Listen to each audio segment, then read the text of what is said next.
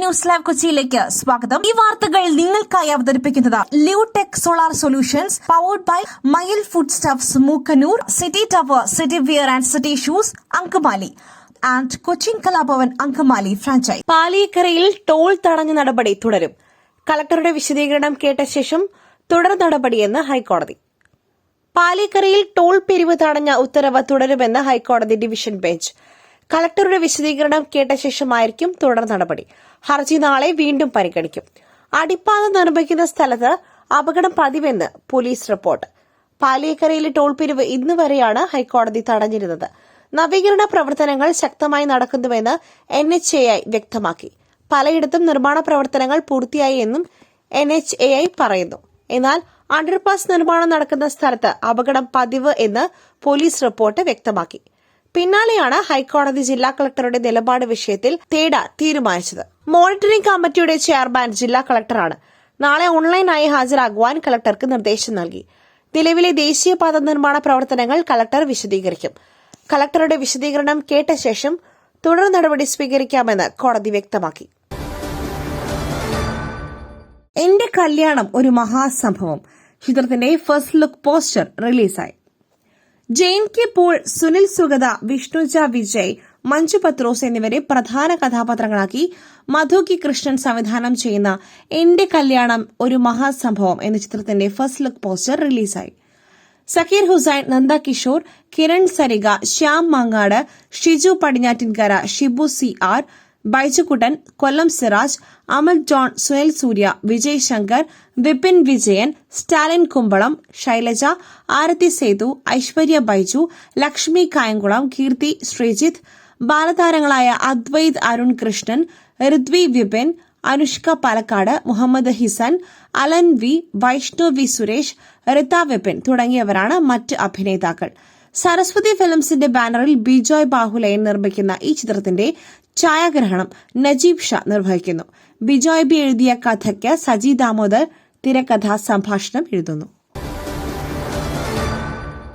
Navy യൂണിഫോമിലെത്തി മോഷ്ടാവ്, നാവികസേനയുടെ തോക്കും വെടിയുണ്ടകളും കവർന്നു. മുംബൈയിൽ നാവികസേനയുടെ തോക്കും വെടിയുണ്ടകളും മോഷ്ടിച്ചു.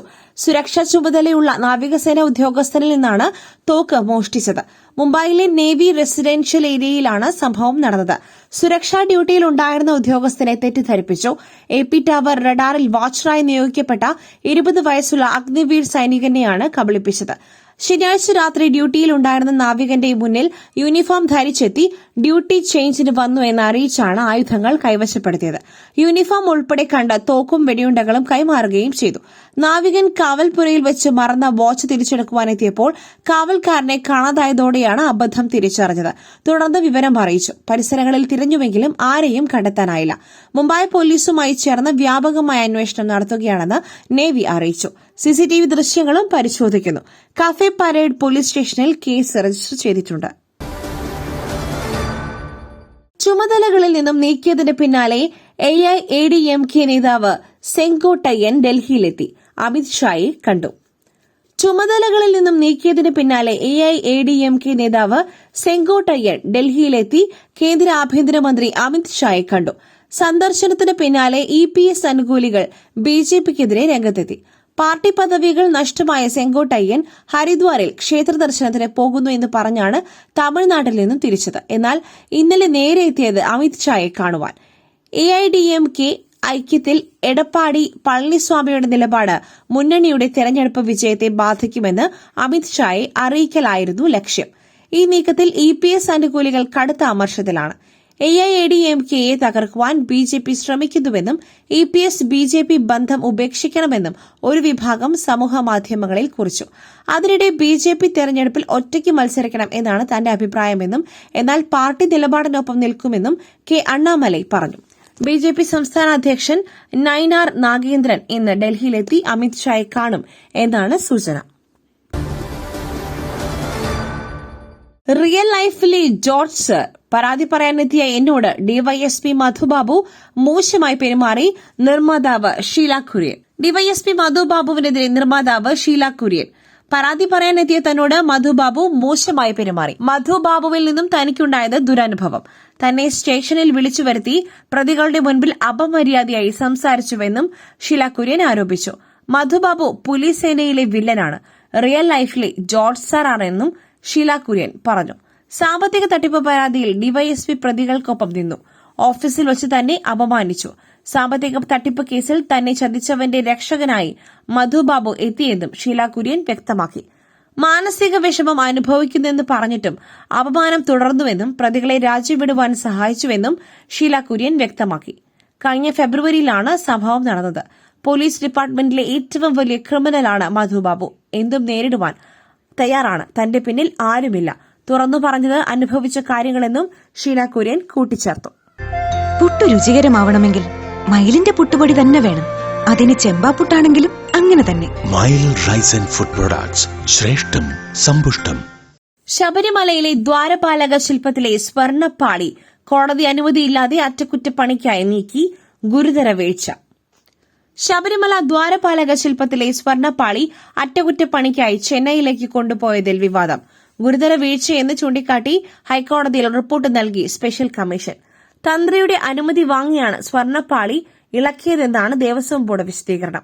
ഓണക്കാലത്തെ പ്രത്യേക പൂജകൾ പൂർത്തിയാക്കി ശബരിമല നട അടച്ചതിന് ശേഷമാണ് ശ്രീകോവിലിനു മുൻപിലെ സ്വർണ്ണപ്പാളി അറ്റകുറ്റപ്പണികൾക്കായി ഇളക്കിയത്. സംഭവത്തിൽ ഗുരുതര വീഴ്ച എന്നാണ് സ്പെഷ്യൽ കമ്മീഷണറുടെ റിപ്പോർട്ട്. സ്വർണ്ണപ്പണികൾ സന്നിധാനത്ത് നടത്തണമെന്ന് കോടതി നിർദ്ദേശം ലംഘിക്കപ്പെട്ടെന്നും സ്പെഷ്യൽ കമ്മീഷണർ ഹൈക്കോടതിയിൽ നൽകിയ റിപ്പോർട്ടിൽ പറയുന്നു. സ്വർണ്ണപ്പാളികൾക്ക് കേടുപാടുകളുണ്ടെന്നും പരിഹരിക്കണമെന്നുമാണ് ദേവസ്വം ബോർഡ് വിശദീകരണം. നടപടികളിൽ വീഴ്ചയില്ലെന്നും തന്ത്രിയുടെ അനുമതി വാങ്ങിയാണ് സ്വർണ്ണപ്പാളികൾ ഇളക്കിയതെന്നും ദേവസ്വം ബോർഡ് പറയുന്നു. സ്വർണ്ണപ്പാളികൾ ഇളക്കുമ്പോൾ തിരുവാഭരണ കമ്മീഷണറും വിജിലൻസും ഒപ്പമുണ്ടായിരുന്നുവെന്നും ദേവസ്വം ബോർഡ് വിശദീകരിക്കുന്നു. ഇത്തരം അറ്റകുറ്റപ്പണി നടത്തും മുൻപ് നിരീക്ഷണത്തിനായി പ്രത്യേകം കമ്മീഷനെ നിയോഗിക്കണം എന്നാണ് ഹൈക്കോടതി നിർദ്ദേശം. വരും ദിവസങ്ങളിൽ സ്പെഷ്യൽ കമ്മീഷൻ സമർപ്പിച്ച റിപ്പോർട്ട് ദേവസ്വം ബെഞ്ച് പരിഗണിക്കും. നാളെ മുതൽ മദ്യത്തിന് 20 രൂപ ഡെപ്പോസിറ്റ്. പ്ലാസ്റ്റിക് കുപ്പികൾ ശേഖരിച്ചു തുടങ്ങും. 2 ജില്ലകളിൽ തുടക്കം. സംസ്ഥാനത്ത് മദ്യശാലകളിൽ നാളെ മുതൽ പ്ലാസ്റ്റിക് കുപ്പികൾ ശേഖരിച്ചു തുടങ്ങും. ആദ്യഘട്ടത്തിൽ തിരുവനന്തപുരം, കണ്ണൂർ ജില്ലകളിലാകും ശേഖരണം. പരീക്ഷണാടിസ്ഥാനത്തിൽ 20 ഔട്ട്ലെറ്റുകളിൽ കുപ്പികൾ വാങ്ങും. പ്ലാസ്റ്റിക് കുപ്പിയിലെ മദ്യത്തിന് 20 രൂപ അധികം നൽകണം. ഒഴിഞ്ഞ കുപ്പി തിരികെ നൽകിയാൽ പണം തിരികെ നൽകും. വിജയം കണ്ടാൽ ജനുവരി മുതൽ പ്രാബല്യത്തിൽ. സംസ്ഥാനത്തെ 285 ഔട്ട്ലെറ്റുകളിലും നടപ്പിലാക്കും. ഗ്ലാസ്, പ്ലാസ്റ്റിക് കുപ്പികളിൽ മദ്യം വാങ്ങുന്നവരിൽ നിന്നും 20 രൂപ അധികം ഈടാക്കുന്ന ഡെപ്പോസിറ്റ് പദ്ധതിയാണ് ബെഫ്കോയിൽ നടപ്പിലാക്കുന്നത്. കുപ്പി തിരികെ നൽകിയാൽ ഈ തുക തിരികെ ലഭിക്കും. ബെഫ്കോ സ്റ്റിക്കർ പതിപ്പിച്ച കുപ്പികൾ ആര് തിരികെ കൊണ്ടുവന്നാലും 20 രൂപ നൽകും. ബെഫ്കോ സ്റ്റിക്കർ വ്യക്തമാകുന്ന നിലയിലായിരിക്കണം കുപ്പി തിരികെ എത്തിക്കേണ്ടത്. പരിസ്ഥിതി സംരക്ഷണത്തിനുള്ള ബെഫ്കോയുടെ പുതിയ ചുവടുവയ്പ്പാണിതെന്ന് എക്സൈസ് മന്ത്രി എം.ബി. രാജേഷ് പറഞ്ഞിരുന്നു. 20 രൂപ ഡെപ്പോസിറ്റായി ഉപഭോക്താക്കളിൽ നിന്നും വാങ്ങുന്നതാണെന്നും ഇത് തിരികെ എത്തിക്കുമ്പോൾ ലഭിക്കുമെന്നും അതിനാൽ മദ്യവിലയിൽ മാറ്റമുണ്ടാകില്ലെന്നും മന്ത്രി പറഞ്ഞിരുന്നു. അതേസമയം സംസ്ഥാനത്ത് ഓണനാളുകളിൽ ബെഫ്കോ വിറ്റഴിച്ചത് 920.74 കോടിയുടെ മദ്യം. 11 ദിവസത്തെ കണക്കാണിത്. കഴിഞ്ഞ വർഷം 842.07 കോടിയുടെ മദ്യമാണ് ഓണക്കാലത്ത് വിറ്റത്. കഴിഞ്ഞ വർഷത്തെ കണക്കുമായി താരതമ്യം ചെയ്യുമ്പോൾ 78 കോടിയുടെ വർധനവാണ് ഉണ്ടായിരിക്കുന്നത്. മറ്റൊരു വാർത്തയുമായി കണ്ടുമുട്ടുന്നതുവരെ നന്ദി, നമസ്കാരം.